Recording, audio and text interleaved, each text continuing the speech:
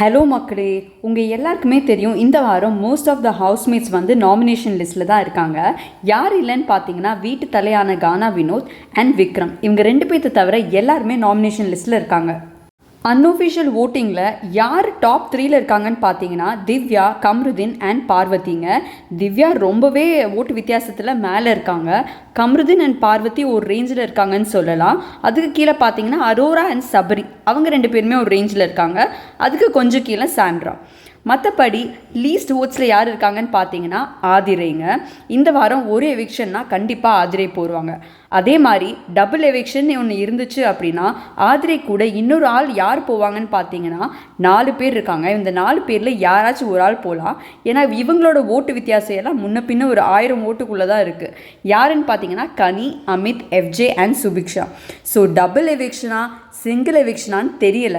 சிங்கிள்னால் கண்டிப்பாக ஆதிரை போவாங்க. அதே மாதிரி இன்றைக்கி எபிசோடில் பிக் பாஸ் சொல்லியிருப்பாங்க அடுத்த வாரம் ஃப்ரீஸ் டாஸ்க், அதாவது ஃபேமிலி மெம்பர்ஸ் எல்லாருமே உள்ளே வருவாங்க அப்படின்னு. ஸோ இந்த வாரம் யாராச்சும் எலிமினேட் ஆகி வெளியில் போனாங்கன்னா அவங்களுக்கு ரொம்ப சங்கடமாக இருக்குங்க. ஏன்னா அடுத்த வாரம் வரைக்கும் இருந்தாங்கன்னா அவங்களோட ஃபேமிலி மெம்பர்ஸ் உள்ளே வரக்கான வாய்ப்பு அவங்களுக்கு இருக்குது. அதே மாதிரி இன்றைக்கி பிக் பாஸ் என்ன அனௌன்ஸ் பண்ணார் அப்படின்னா இந்த வீக்லி டாஸ்கில் எந்த டீம் ஜெயிக்குதோ அந்த டீம் வந்து தலைப்போட்டிக்கு அடுத்த வாரம் பார்ட்டிசிபேட் பண்ணுவாங்க.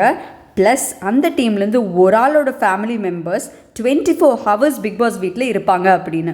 இதை கேட்ட உடனே ஒரு ஆள் ரொம்ப சந்தோஷப்பட்டாங்க. அது யாருன்னு பார்த்தீங்கன்னா சாண்ட்ராங்க. அவங்க ஃபேஸில் பயங்கர எக்ஸ்ப்ரெஷன்ஸ் இருந்துச்சு. அதே மாதிரி அமித்துமே ரொம்ப சந்தோஷமாக இருந்தாங்க. அவங்க ஒய்ஃப்மே வந்து 24 ஹவர்ஸ் இருந்தால் நல்லாயிருக்கும் அப்படின்னு. வினோத்தும் எக்ஸ்பெக்ட் பண்ணுறாங்க. அதே மாதிரி இவங்க 3 பேர் தான் டிஸ்கஸ் பண்ணிட்டு இருந்தாங்க. மற்றவங்க எல்லாருமே டாஸ்கில் கொஞ்சம் கோஆப்ரேட் பண்ணிகிட்டு இருந்தாங்க. ஸோ அடுத்த வாரம் ஃப்ரீஸ் டாஸ்க் பயங்கரமாக இருக்க போது ஃபேமிலி மெம்பர்ஸ் எல்லாருமே உள்ளே வர போகிறாங்க. எல்லாருமே வந்து யாரை மோஸ்ட்டாக திட்ட போகிறாங்கன்னு தெரியல.